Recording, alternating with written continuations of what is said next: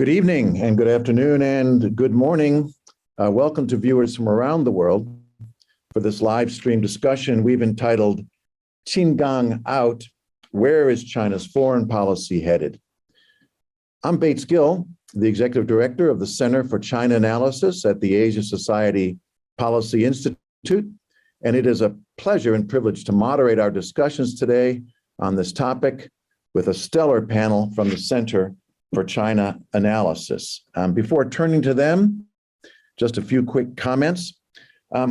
Developments in the past couple of weeks in relation to the former Chinese Foreign Minister, Qinggang, have been nothing short of remarkable in many respects, and yet, especially for those of us who have followed elite politics in the People's Republic of China for a long time, we can also see a lot of familiar reflections from times past, telling us more about the nature of the party and its political system than about any particular individual circumstances of those at or near the top. We're going to dive into these issues in just a minute. I want to remind our viewers that they should feel free to submit your questions via the link to the Q&A form that is included in the event description on your platforms, Facebook and YouTube, that you are now viewing. We'll do our best to get to as many of these questions that you submit as we can. So let's dive in. To unpack and analyze these developments, we have three outstanding experts who are going to share their thoughts and insights. We have Rorry Daniels, a senior fellow at the Center for China Analysis, and also in her day job, she's the managing director of the Asia Society Policy Institute. Chris Johnson joining us. He's also a senior fellow on Chinese politics with the Center for China Analysis, but he's also the president and CEO of China Strategies Group, a political risk consulting firm, and was formerly a senior China analyst in the U.S. intelligence community. Last and certainly not least, we're also joined by Neil Thomas, a fellow on Chinese politics with our center, where among other roles, he leads the work for one of our flagship products, the highly popular interactive website known as Decoding Chinese Politics. And we encourage all of you to check that out if you've not already done so. All right, let's get started. I thought I'd start with a round for all three of you with just a basic question to get your take. Let's start with this. What do you think just happened in relation to Qinggang and why? And Neil, I'd like to start with you. Thanks, Bates. I thought I'd first just go over the facts of what has transpired over the last few days to kind of ground the conversation. So on Monday, it was announced that the Standing Committee of the National People's Congress, which is China's legislative body, its parliament, would meet on the Tuesday, a very unusual kind of emergency session being called only one day in advance. The topic was to discuss an amendment to the criminal law, but also to deal with certain appointments and removals. So the Standing Committee met on Tuesday as planned, and indeed the main outcome was that it removed Qinggang as foreign minister and it replaced him with Wang Yi, who is the top diplomat. He sits on the Politburo, the top 24 member body of the Communist Party. He was the foreign minister from 2013 to late 2022. He was Qinggang's predecessor. So he replaced Qinggang in that role, but Qinggang was retained in his role as state councillor, which is a higher ranking role. It's more inward focused, and it's a role that the NPC Standing Committee does have the power under a recent amendment to its organic law to appoint and remove, and it didn't do that. So that was basically the outcome of the meeting, and we didn't really get any more information from the party or from state media beyond that. A few things that were picked up were that, Qinggang wasn't removed from all his roles. He was formally, quote, removed rather than dismissed, kind of a linguistic difference in the party's wording of what it did to his position as foreign minister that suggests he hasn't been, a political investigation to him hasn't concluded yet. Shortly after the announcement, he was removed. Many of his speeches and activities disappeared from the website of the Ministry of Foreign Affairs, which seemed very unusual. But it transpired that only a few hours ago, many of those activities have now reappeared on the websites, causing a lot of speculation and confusion about whether this pointed towards a political explanation for Qin Gang's removal, or whether it meant there was actually kind of a health issue that was sidelining him temporarily or perhaps permanently, and that's why he kept his other roles. But there have been persistent rumors that Qin Gang is caught up in some kind of political scandal, potentially involving an extramarital affair with a Chinese journalist, which potentially led to him being compromised by various intelligence services. That's all currently speculation, but it notably hasn't been censored, or hasn't been as censored as you would expect on Chinese social media. And there's still been no further explanation about where Qin Gang is, what his health status is, what his political status is, coming from the Chinese government since he was last seen on the 25th of June, just over a month ago now, when he's meeting with a Vietnamese counterpart. There were one or two occasions where the Ministry of Foreign Affairs spokesperson said that it was health reasons that had kept Qin Gang from fulfilling his duties over the past few weeks. That was a little while ago now. It's something that's been used before as an excuse when officials have been purged. And it's also quite likely that the Ministry of Foreign Affairs is somewhat in the dark about where Qin Gang is and what his situation is. It's kind of at a political level, it seems, that's elevated far beyond them. It's not known to be a particularly powerful ministry, and Qin Gang is certainly not part of Xi's true inner circle. So that's, I think, a snapshot of most of what we actually know, plus some of the major explanations at the moment. And I'll leave it there, and I'll get into the discussion later. Thanks so much, Neil. Great background, and really helpful in understanding where we are now. So Chris, unusual, not so unusual? I think it's pretty unusual. Yeah, I think we could definitely say it's unusual. And I guess there's a few more things just to add to Neil's list that we know, right? The first is that it's a mess, right? And we've got things going up and down on websites, and we've got longstanding, uncomfortable, awkward commentary by foreign ministry spokespersons, and dodging, by Xie Feng, the new ambassador to Washington, D.C. out at the Aspen Strategy Forum, I guess last week, in response to sort of questions about this and so on. So we know it's kind of messy. We also know it's pretty high level. The decision obviously came out of the Politburo meeting that just occurred on Monday. And that was, mainly about the Politburo's review of H1 economic performance. But of course, it always has that wonderful phrase at the end of every readout of a Politburo meeting, and other matters were discussed. And it seems this matter was discussed. So I think that's important. And I think we know there was a sense of urgency to deal with it. We had a situation where the NPC Standing Committee, as Neil said, decided to hold this meeting. They dressed it up a bit by, just making some commentary around a draft law as well to make it look a little more normalized for an NPC Standing Committee session. Of course, it was about things like bribery and so on, the criminal law that they were discussing, so that may not have been coincidental. But most importantly, it was called in a day, right? And the NPC's own regulations indicate that a minimum of 7 days are required typically in a non-emergency situation for them to be able to hold one of these meetings. So that tells us it's an emergency situation. So, I think that's another piece that we know.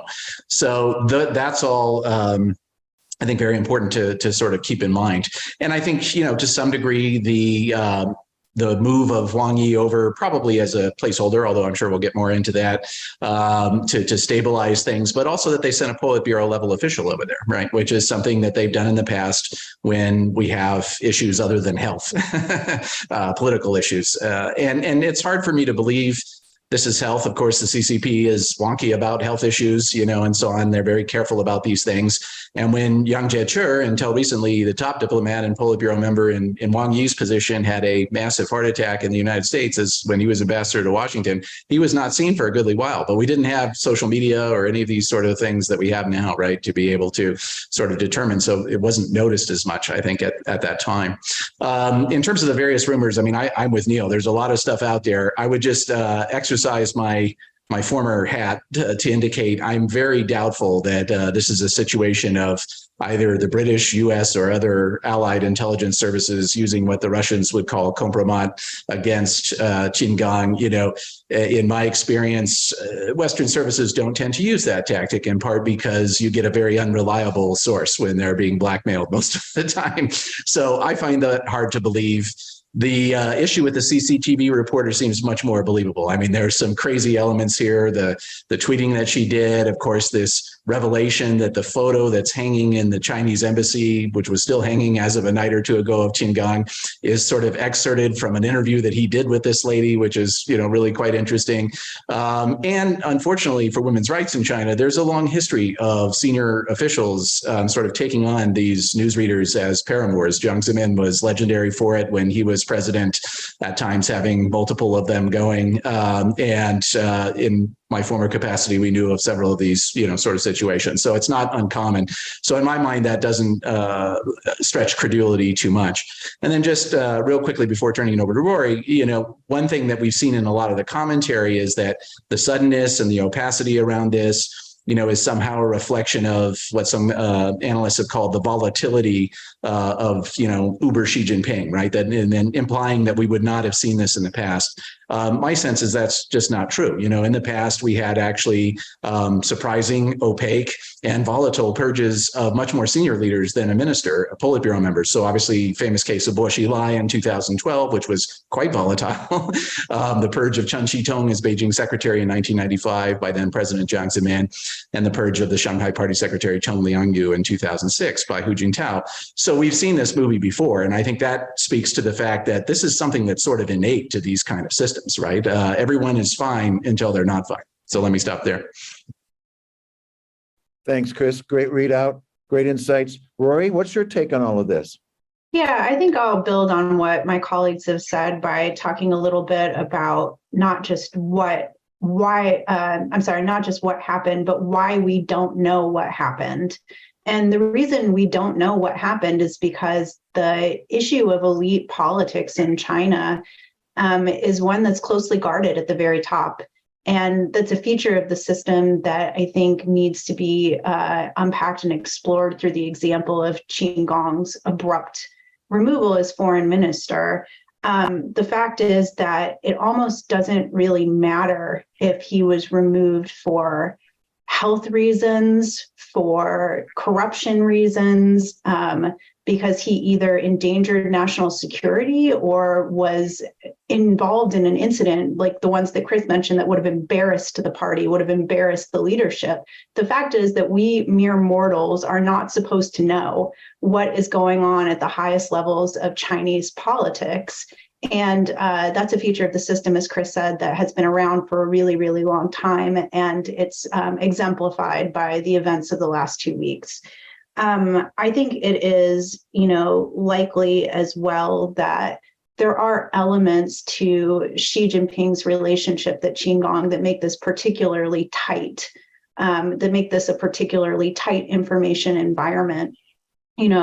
China, even though it had purged other officials in the past, we typically did know a little bit more about those situations as they developed than we do about this one. And it's certainly clear that Qingang is seen at least by outsiders, as directly tied to Xi Jinping, that Xi Jinping is seen as promoting Qin up through the leadership, perhaps over other people who would have had more typical qualifications for the job.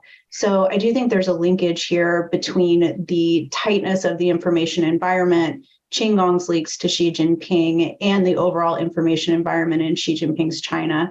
Certainly not something that is unique to Xi Jinping's China or to China in general, but something that has tightened up over the course of Xi Jinping's tenure. I think I'll leave it there for now.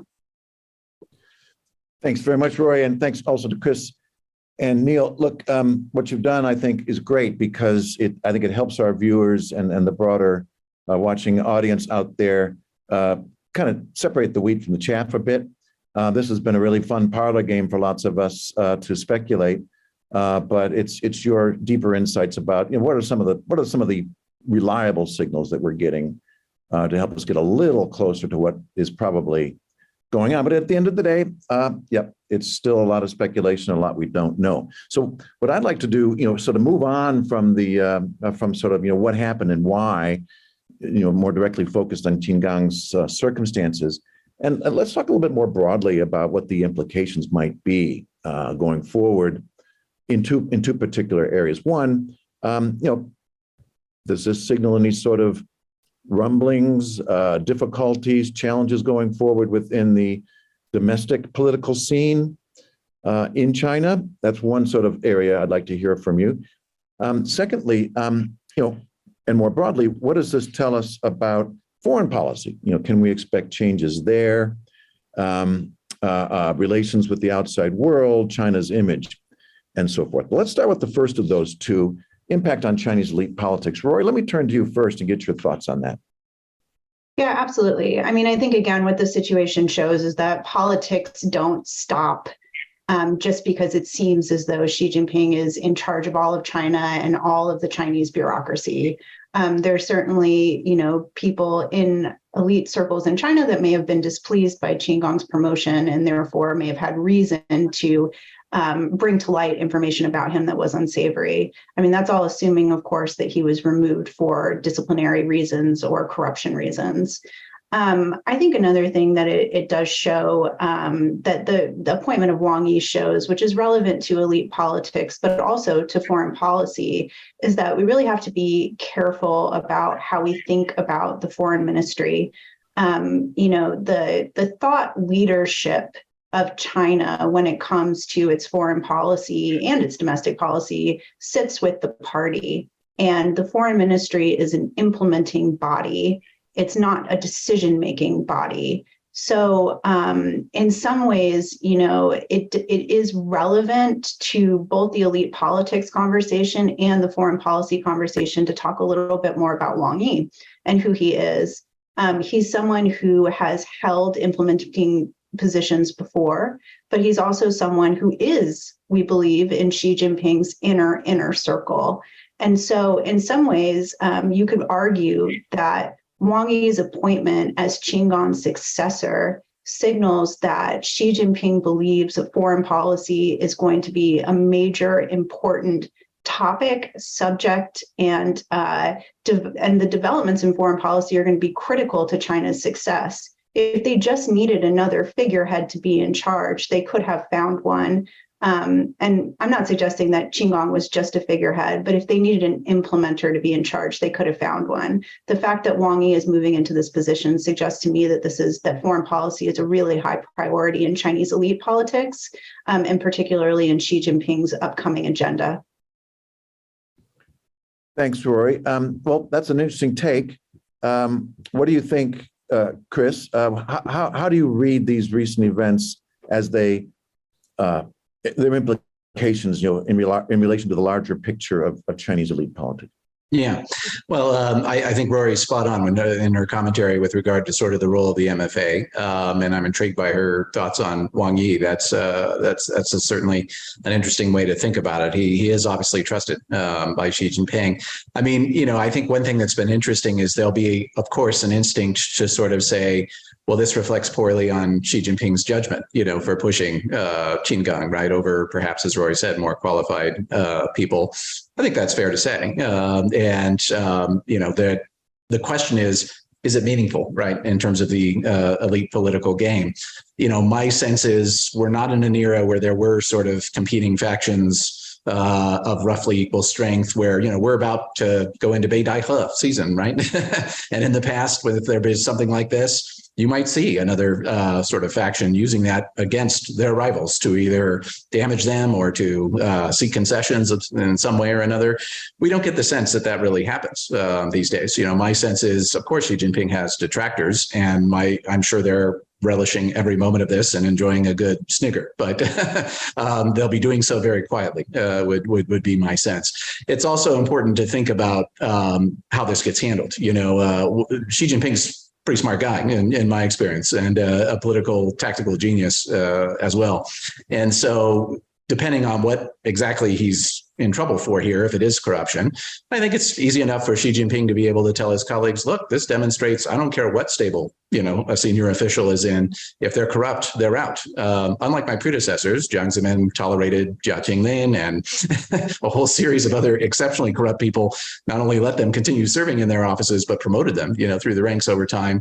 Likewise, Hu Jintao with his sort of chief of staff, Ling Jiequa, and the former vice president of the UN, Chao, and others who were egregiously corrupt, and allowed to sort of stay in place. So it all depends, I think, on how Xi Jinping is able to do this. I think what it does tell us, though, is that there is an issue, as Rorry was pointing out, of, Uberlord Xi, right? So when you have a situation where a guy like Qinggang has clearly been allowed to jump the queue, over more qualified people. And something we haven't discussed in my mind is that of all the ministries in my mind in China, this goes back to Zhou Enlai's day, the MFA is arguably the most hierarchical. So in other words, until very recently, they had been largely immune from Xi Jinping's precedent smashing nonsense, I guess you could put it. And that changed with Qinggang, right? So I think that's a significant change that we have to be mindful of. Likewise, the fact that they were so close, people were probably saying, we got to wait for the boss to show a smoke signal as to direction here, before we decide what to do. So we had this incredibly long and awkward, embarrassing, absence of his. The state counselor situation and this on and off website and all of that, it does suggest there is a faint hope that there is probably something, legitimately health-wise going on with him. But you'd think it'd be easy enough for them to be able to, show a photo of him convalescing or something if that's what was really going on. My sense is we'll find that it is discipline. And again, my view is Xi Jinping can probably write it out. What it is an unwelcome headache for him, given all the other challenges that he's facing. And it does suggest that his third term has not gotten off to the smoothest beginning. I think you're on mute, Bates. We're talking about potential rumblings, then some sniggering in the background, as you say, but unlikely to be highly disruptive at the highest levels, certainly in terms of Xi Jinping's abilities to maintain his control, and he might even be able to turn it to a positive, as you say. Neil, what is your thoughts on this? How do you read these developments in relation to the upper reaches of power in China? Just to really echo what Chris and Rorry have been saying, I think that it's not going to have a huge impact on the status quo of Chinese elite politics. Something that he's a powerful enough a boss that one, either unloyal or incapacitated, employee is not going to, be enough to cause any kind of threat to his leadership. I think that the actual impact of this removal on Chinese elite politics could be fairly minimal. Just to extend the kind of a thought experiment. If we don't know exactly what happened to Qinggang. If this was a capricious change of Xi Jinping's view about an underling for no real good reason, which is possible, that is potentially something that would be more significant.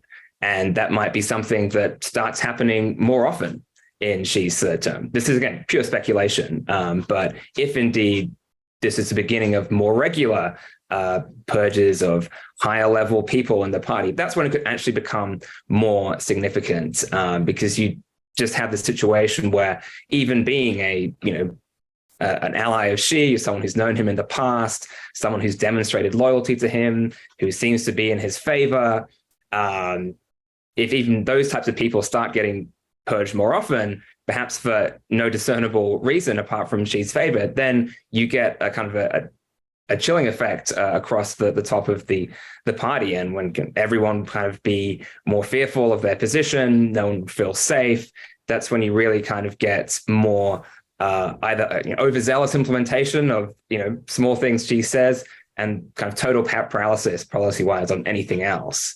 And that's what could actually start destabilizing the current equilibrium in Chinese elite politics. I'm not saying that's likely to happen. My best guess would be that whatever Qin Gang did or whatever he's experiencing is a kind of one-off event related to him personally and things he's done or is perhaps suffering.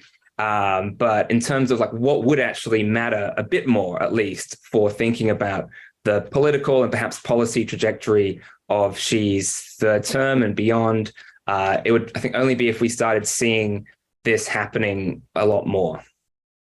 Just to build on that, Bates, real quickly, I think, though, it is very important what they do next. If this is allowed to just kind of go on with no official explanation for too terribly much longer, whether it's actually what's happening behind the scenes or not, a lot of elite cadre are going to start having those sweats that Neil is talking about, and I think that is destabilizing for them. Now, sometimes we see from Xi Jinping, he kind of likes it when people are sweating. And, there's an element of that. And there's obviously a lot of comparisons at times between he and Mao Zedong. And of course, that was one of Mao's favorite pastimes, was to make his subordinates nervous.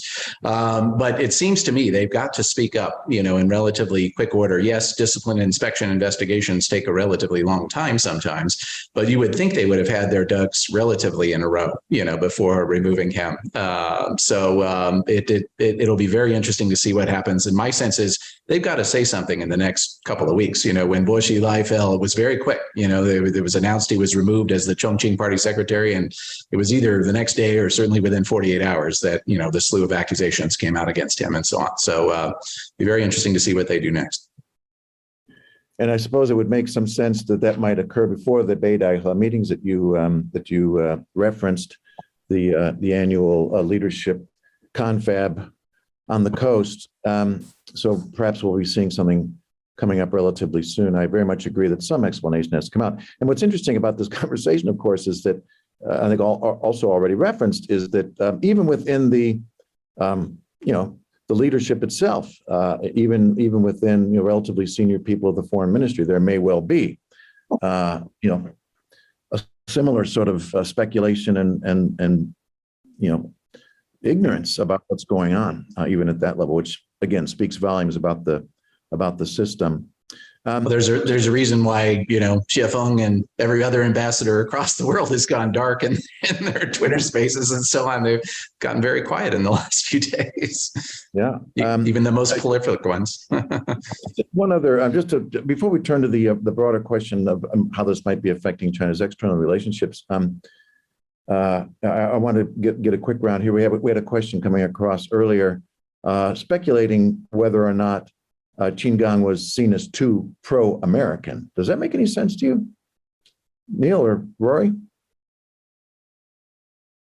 I don't think that Qin Gang was seen as particularly pro-American. I mean, my understanding is that he didn't have a very good reception in Washington, and was not seen as someone who built a lot of deep U.S. relationships. I find the idea that this has to do with the policy difference between Qin Gang and the top Chinese leadership a little bit difficult to swallow. This is not the type of action that I think would normally be taken in the case of a policy difference. If there was a policy difference, someone might be be called out for a couple of weeks to talk to the Chinese leadership about correcting their position, but unlikely to be summarily removed from their post with such little explanation. Again, as Neil said, maybe this is a new feature and we'll have to wait and see on that. But from my perspective, I don't think that there was any policy difference about the U.S. or otherwise that would have led to this level of scrutiny on Qin Gang, his removal. And the reason is because this does not look good to the outside world. I disagree with my colleagues a little bit that international curiosity is going to prompt Xi Jinping and the leadership in Beijing to give us an explanation for what is happening. I don't think that, that's something that really motivates the Chinese leadership. But I do think that this is an incident that does remind the world about the deep opacity in the Chinese system. And it might inject a little bit of nervousness about whether or not the person we're talking to as an official in one country to an official in China is a reliable person and is someone who can, comfortably make commitments on behalf of Beijing. So while it's not good, I'm just not sure that, international curiosity is going to be the prompt that allows us to get more information. Well, that was a brilliant segue, Rorry, to talk about the issues about, the international implications of this.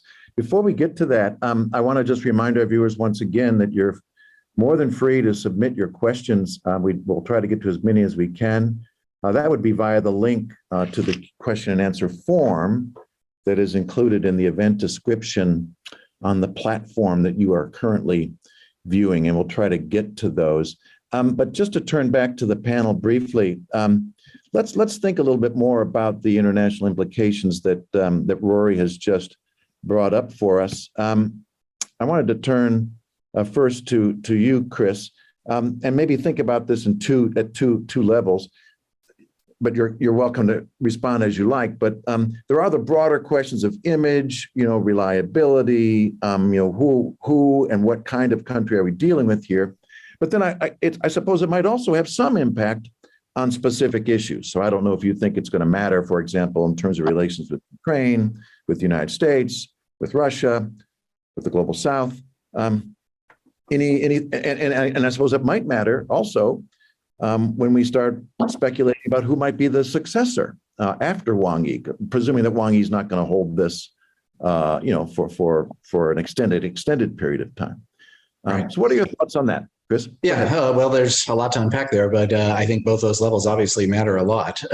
Just to sort of amplify a few of Rory's comments, for me, I agree with her 100%. I don't think the leadership gives a fig about what international observers think. I was thinking more of the domestic audience will want to know what's going on here, sort of in response to some of the and it grinds the gears to a halt, right? And foreign embassies and so on. So the leadership needs to provide some sort of sense, what's happening. Presumably the MFA is sending cables to their embassies, but they're probably pretty vague, would be my guess at this stage. I guess the other thing that Rorry raised, which I think is super important, is this whole issue of reliability of ministers. This is a feature, not a bug, of Xi Jinping's leadership. This has been going on since the very beginning when he rewired the system, right, to sort of take what used to be solid lines in the system and make them dash lines, right, by creating all these new leading groups that then became commissions and so on and so forth. I mean, there was a time and a place where if you went to a minister and that person, a decision that was in that person's wheelhouse was happening, that person should be able to speak authoritatively to what policy would be. I can tell you in my personal experience, I've had that not happen a few times, very embarrassingly for that person. So, this is a significant issue that I think we confront. In terms of the impacts on overall foreign policy, well, and then the other point I would just say, anyone who thinks Qin Gang was pro-U.S. clearly has never had a meeting with Qin Gang. But my sense is that it will have a minimal impact. I mean, to what Rorry said earlier, the foreign ministry is largely an implementing body. Xi Jinping runs foreign policy. That's very clear. And also, because Qin Gang in some ways was so inexperienced for the position he held, he doesn't really have, a particular policy area, right, where he was strong. I mean, he was never an ambassador before he showed up in Washington. He had not served in international multilateral organizations like Ma Jiaoshu, his deputy, has. and so on and so forth. So he doesn't probably have strong policy views that he was articulating, other than trying very hard to sing from the hymnal of Xi Jinping, right? So therefore, my sense is there probably won't be too much impact on the various areas that you suggested. Where we might see a slight blip is in the area of this effort to sort of stabilize U.S. China relations, right? Because of course, Qin Gang was supposed to visit Washington relatively soon. And my understanding is there are lots of debates inside the administration, voices also coming from the Hill, that the U.S. has been decamping a series of very senior officials to China, where the Chinese deign to see them, but offer them very little, right? And so there's a certain pressure building for some reciprocity that a senior Chinese official should come to Washington so as to avoid charges for the administration of, being the supplicant to Emperor Xi Jinping, right? And I think this is very much a dynamic in Washington right now. Qin Gang was supposed to solve that problem, and now he won't. So will they quickly have Wang Yi, trot his way over here, and how do they align that given the kind of Wang Yi to Jake Sullivan more senior relationship that had been established already? It's very messy. I don't think it derails the process or anything like that, but it's bloody inconvenient, in that regard for the current efforts to sort of stabilize the relationship. In terms of other foreign policies, I think it certainly does cause a lot of foreign countries and governments to sort of say, who do we invest in this government aside from Xi Jinping? We can't get access to Xi Jinping most of the time. So who do we invest in terms of trying to build relationships? And how do we know next week they're not going to be purged? I mean, I think that is fundamental, because diplomacy is always based on trust, right? And the ability to build up relationships over time. And something like this throws a pretty significant wrench in that process. Excellent. Thanks, Chris. Great insights as always. And Neil, I'd love to hear your take on what all this might mean for the broader issues of China's image, and maybe on some specific issues. Yeah, I'd basically just reinforce what Chris has been saying. I think the overall impact on Chinese foreign policy is unlikely to be very large. It is, I think, interesting, as Rorry was saying, that, Wang Yi is a Politburo member, so they're putting someone pretty senior in there. And Wang Yi is a bit closer to the policymaking process as the director of the Communist Party's Central Foreign Affairs Office. That's the kind of role that he inhabits on the Politburo. Ultimately, still, Xi Jinping and the kind of really close inner circle around him that are making the final calls about big picture foreign policies. But I think that the kind of impact on the actual content of those policies is likely to be fairly minimal. I think that the fact that Wang Yi's there is probably to take up another kind of part of the questions that you had, as probably also likely to be, in my view at least, to be a temporary arrangement. So that kind of goes to what Chris was saying about, who do we invest in? I mean, you should be investing in Wang Yi if you can get him, because he is, a more senior diplomat than the foreign minister. But I imagine that Wang Yi will, kind of spearhead this efforts at the implementation level to stabilize U.S. China relations. He may well visit to set up the preparations for Xi Jinping's likely trip to the United States in November for the APEC summit in San Francisco. I mean, that risks turning into a political circus in the United States, given the kind of temperatures around U.S. China relations and attitudes towards Xi personally in the United States. So there's strong interest, I think, in Beijing to manage that well, to be able to paint it as a success, to avoid embarrassment. I think Xi has an interest as well domestically to be able to show that he can manage U.S.-China relations well, and, within his own party and leadership too. So I think that probably is more likely than not to happen. Seeing Wang Yi come over to try and make sure that process proceeds smoothly.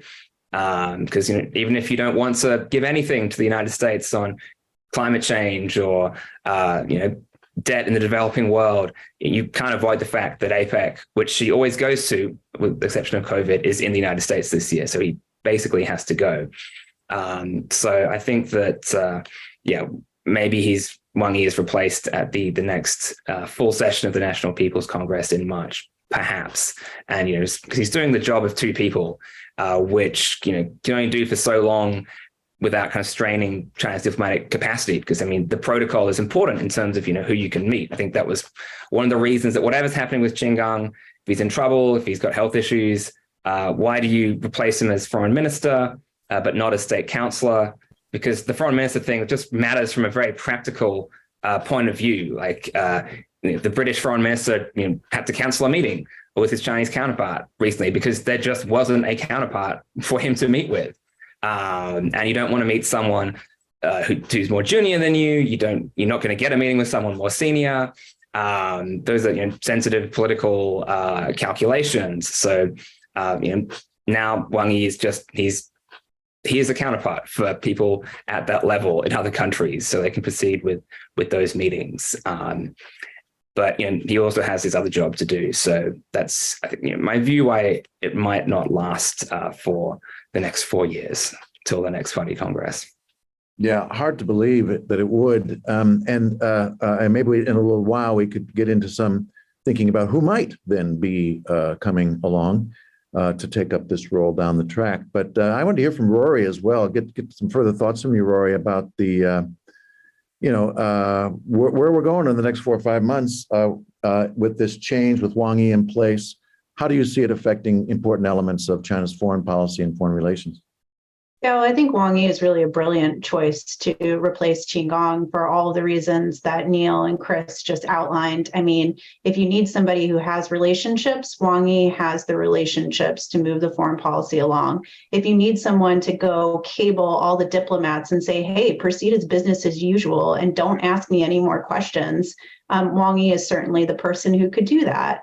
But I also think that, Wang Yi is also deeply steeped in major power relationships. So whether that's between the U.S. and China, Russia, China, Europe, China, Wang Yi has the type of relationships and experience that really allows him to be a good interlocutor and implementer of foreign policy in the months ahead. There's also the non-inconsequential issue of Taiwan.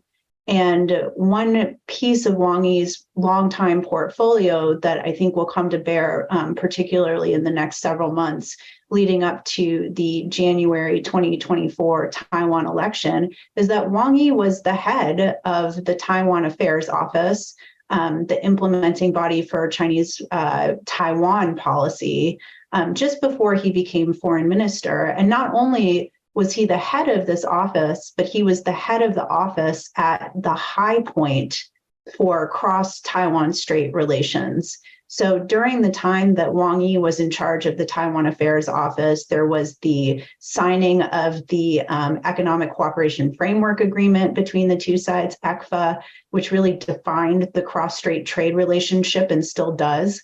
There was the kind of using the basis of the 1992 consensus, this idea that both sides agree that there's one China, but they have different interpretations as to what that one China looks like or who governs it, as the basis for all kinds of exchanges, party-to-party exchanges, other exchanges. So Wang Yi has this really deep knowledge of Taiwan, and even some of the key Taiwan political players who might be potentially, playing a part in this election are people that that were in politics at that time. People like Lai Ching-te, who is the candidate for the Democratic Progressive Party, or DPP. So, and it's not only that there's this important Taiwan election coming, it's that in that intervening period when Wang Yi was foreign minister, the Taiwan issue has become so internationalized. I don't think that there's ever been a meeting, in the history of U.S. China relations where the Chinese foreign minister didn't start with his U.S. counterpart by saying, Taiwan is a part of China and I need you to adhere to the one China principle. That's not new. What is new is that this has not just become a phrase of art that China needs to say over and over again to the United States. It now needs to say it to Japan. It needs to say it to Korea. It needs to say it to the UK. It needs to say it to France and to all of these other countries that have expressed concern about peace and stability in the Taiwan Strait. we don't know what's going to happen in January 2024, but it's likely that whoever comes to power in Taiwan is going to be dealing with the instability in a cross-strait situation, probably at the lowest point that it's been in many, many years. And having Wang Yi in the room with his foreign counterparts, giving the Chinese narrative, deeply understanding the issues, understanding the players involved is going to be a really invaluable asset for China in this period ahead. Similarly, just last point on APEC, this is a forum to which Taiwan is invited. Taiwan is an economy member of APEC. So I think one reason that China must be, quite invested in getting Xi Jinping into the November summit at APEC is that it does create a power play against whatever Taiwan representative is there. Now, Taiwan would never send its president to APEC. It always sends a private sector official representing the head of the Taiwan delegation. But the fact is that you could imagine situations if the Chinese president is not in the room, that the Taiwan, delegation would have more and more opportunities to meet with their counterparts to create a media narrative that Taiwan is being treated really well at the summit. And Beijing is absent. So I think all of these reasons, really point to why it's important to have Wang Yi in this position now, and why he may very well stay past January 2024 and into the intervening period in order to properly handle the Taiwan issue at this time. Wow, thanks, Rorry. That's all really interesting. I mean, I think we all agree that of the possible choices, there's probably no doubt that Wang Yi makes all the sense in the world, for all the reasons you explained, both political and just experiential. But in the few minutes we have left, I know that our viewers would be keen to get your thoughts, at least to speculate if this is just a stopgap measure. Let's just assume it is for the sake of the conversation. I'd love to get some closing thoughts from all of you. Then, drawing from what you know about elite connectivity, elite connections, elite relationships, loyalties at the top, drawing from what you know about what you think about how Xi Jinping likes to pick his people, and layering into that what you know about the actual experience and background of potential successors to Wang Yi to take up the foreign ministry position on a more permanent basis. Do you care to maybe name some names or think about what you think is going to be important in Xi Jinping's mind as he thinks through whether or not to give the job to somebody else other than Wang Yi? Let me start with you on that, Neil, and then go to Chris and Rorry, and we'll wrap up. Sure, thanks, Bates. Well, I've already put some potential names to paper, so it's too late to go back on that. In the spirit of speculation, though, I must say, the first thing to remember is Xi Jinping has bent or broken a host of the previous norms around promotions and retirement ages that used to provide a more reliable guide to potential candidates for higher office. And I think the 20th Party Congress was a great example of this. I mean, Wang Yi himself is an example of this. He was supposedly too old to stay on the Politburo under, a kind of a 20-year-old or so norm that had operated since 2002. He turned 69, but it was meant to be if you were 68 or older, you retired. He didn't retire. He was, granted an exception because he's, probably seen as the only person who is politically reliable and professionally capable enough for the job. And I think those are kind of the two main criteria, if you like, that would be floating around Xi Jinping's mind. You need someone has some diplomatic chops, because this is a fairly specialized job, but also someone who you totally trust, especially if there's just been some kind of spying or political reliability scandal that has brought down Qinggang. That would be very much top of mind. I mean, it is worth remembering that I think it is possible that Qinggang returns to office as foreign minister. It's not my base case, but if indeed he is unwell, which is still a possibility, then maybe he needs 2 or 3 months to recover, and then he's back, he's fighting fit, and they just swap him back in at another meeting of the MPC Standing Committee. That's not impossible. right? So he could be back. It would be a pretty stunning kind of reversal of many of the narratives we're building up around the event, but it's possible, and it's important to remember that. But assuming that Qin Gang is in some kind of political trouble and he's not going to return as foreign minister, or he's maybe too sick to return as foreign minister, he has a long-term health issue, then if we're looking at this combination of people who have some experience, some serious experience in diplomacy and who are politically close to Xi, I mean, the name that kind of rises to the top of my list, not necessarily as an overwhelming favorite, but if I had to pick anyone, it'd probably be Liu Jianchao, who's the current director of the party's international department. So he's a ministerial level official. He's on the central committee. He was a career diplomat for the first big chunk of his career. He rose to assistant minister. He was ambassador to the Philippines and Indonesia. He's a fluent English speaker. He's actually at Chatham House just a month or two ago, giving an event there in London. He studied at Oxford as well, international relations, for a year in the 80s.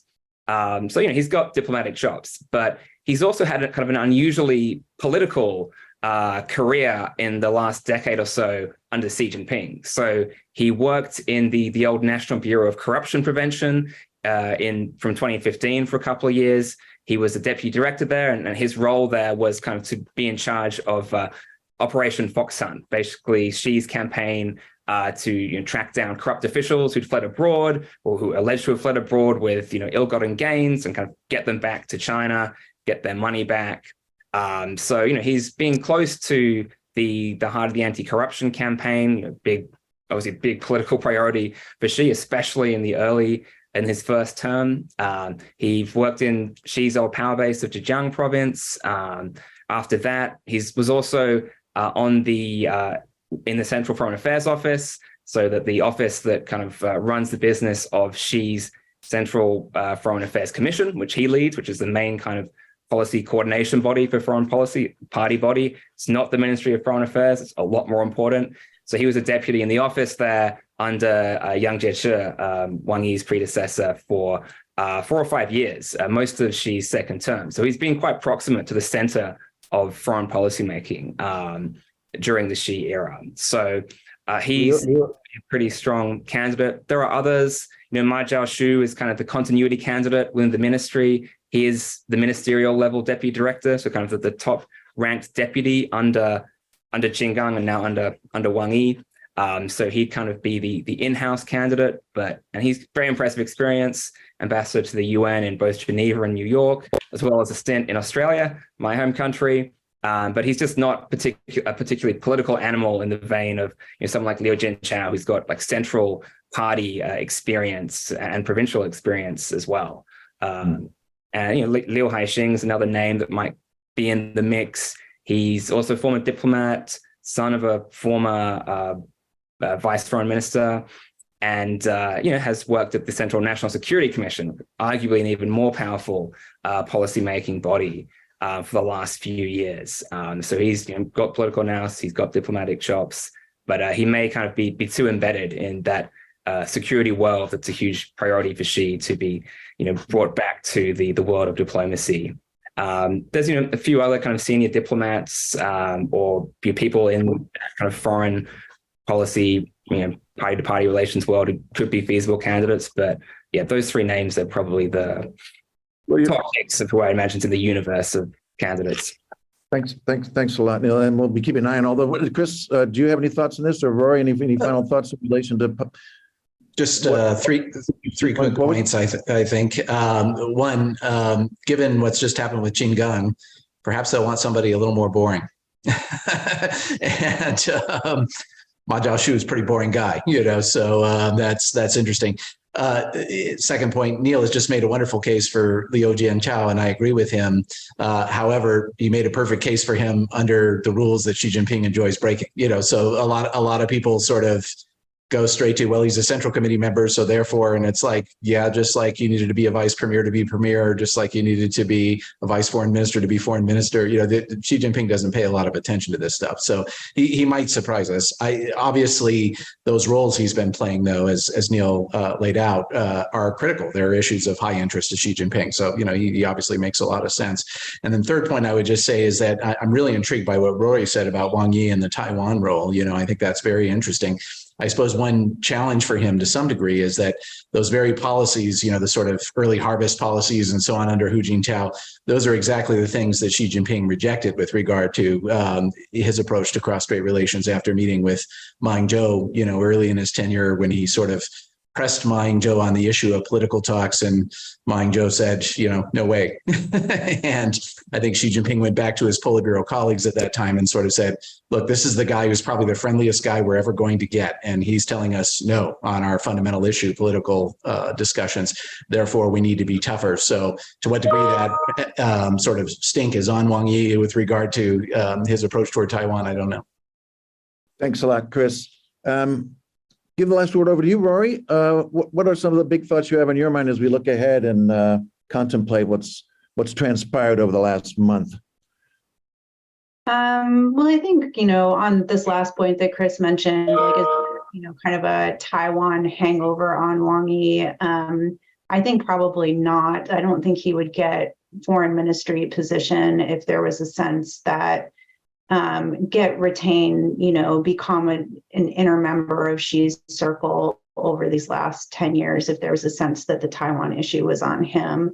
I do think it's interesting, Chris's analysis of Xi Jinping kind of giving up on any political party in Taiwan. That tracks really well with kind of what I've studied about Beijing's take on Taipei over the last 10 years. But in terms of, who's going to be the next foreign minister, let me just make 2 points.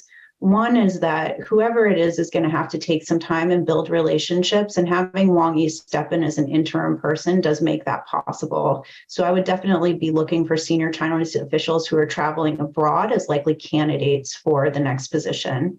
The second point I'll make, which is maybe a little bit more pedestrian, but I just want to remind everybody that this is a bureaucracy we're talking about, is that sometimes you make the decision about who becomes the next foreign minister based on whether or not you can replace that person at their current position. So, there's always the kind of curse of competence that might also come into play here. Perhaps Liu Jintao is exactly where he needs to be for Xi Jinping right now, and therefore doesn't make sense as a foreign minister. It does go to show you how little we really know about the inner workings of Xi's agenda. But personnel issues in a bureaucracy are often, decided on very complex terms and are not simply about finding the right candidate. Thanks so much, Roy. That's a great place to wrap up. I mean, let's just say that, here at the Center for China Analysis, Asia Society Policy Institute, it's exactly this kind of work of trying to dig into this, fully aware that we don't have all the answers, but we're probably better off than most in getting to them. And trying to provide them to the outside world just in this type of a format and elsewhere. So let me wrap up our discussion here, thanking our viewers and audience for joining us. We hope you found it useful. Please do be in touch with us if you care to follow up. And most of all, thanks to the excellent insights and contributions made here today by Rorry Daniels, Chris Johnson, and Neil Thomas. So thanks again, and good evening, good afternoon, and good morning to all. Thanks, Bates. Thank you.